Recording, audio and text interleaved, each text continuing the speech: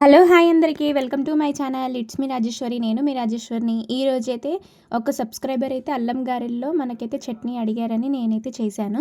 ఎలా చేయాలో మనమైతే చట్నీ అయితే ఇప్పుడు చూద్దాం. ముందుగా అయితే దీనిలోకి కావాల్సినవి పుట్నాలు, మినప్పప్పు, పచ్చిమిర్చి కారానికి తగ్గినంత తీసుకోండి. ముందుగా పొయ్యి మీద బాండి పెట్టి మనమైతే పల్లీలు వేసుకొని బాగా క్రిస్పీగా వేయించుకోవాలి. ఇలా వేయించుకున్న తర్వాత ఒక ప్లేట్లోకి అయితే సర్వ్ చేసుకోవాలి. ఈ విధంగా పక్కన పెట్టుకున్న తర్వాత అదే బాండీలో కొద్దిగా కారానికి తగ్గినంత పచ్చిమిరపకాయలు వేసి కొద్దిగా ఆయిల్ వేసుకొని ఇలా మనం వేయించుకోవాలి. వేయించుకున్న పచ్చిమిరపకాయలు కూడా ఒక ప్లేట్లోకి పక్కన పెట్టుకున్న తర్వాత దానిలో పుట్నాలు, మినపప్పు ఇలా వేయించుకొని అవి కూడా ఒక ప్లేట్లోకి అన్నీ వేసుకొని ఒక మిక్సీ గిన్నె తీసుకొని ఇంగ్రీడియంట్స్ అన్నీ దాంట్లో వేసుకొని ఇప్పుడు దానిలోకి తగినంత ఉప్పు, తగినంత జీలకర్ర వేసుకొని చిన్న వెల్లుల్లి రెబ్బలు కూడా ఒక 3 లేదా 4 వేసుకొని ఇప్పుడైతే మూత పెట్టి మిక్సీ పట్టుకొని దాంట్లో అయితే కొద్దిగా వాటర్ పోసుకుంటూ ఈ విధంగా అయితే చట్నీ మిక్సీ పట్టుకోవాలి. ఇలా వచ్చిన తర్వాత ఒక గిన్నెలోకి పక్కన పెట్టుకున్న తర్వాత పొయ్యి మీద ఒక బాండీ పెట్టుకొని దాంట్లో ఆవాలు, జీలకర్ర వేసుకొని కరివేపాకు వేసుకొని ఎండుమిరపకాయలు వేసుకొని ఆ తాలింపు ఈ గిన్నెలో వేసుకోవాలి.